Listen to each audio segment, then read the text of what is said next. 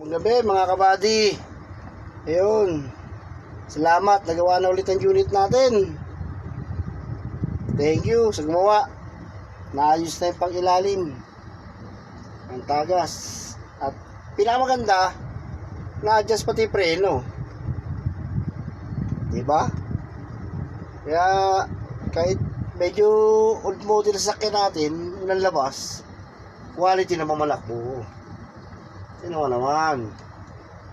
Dashboard pa lang. Quality. Oh, sino naman? Linis niya, mga kabady. Ha? Taas niyan. Kurtina kabady, para di tayo mainitan. Hindi tayo makakita pagka ano. Naman. Sa flooring niya mga kabady, mali.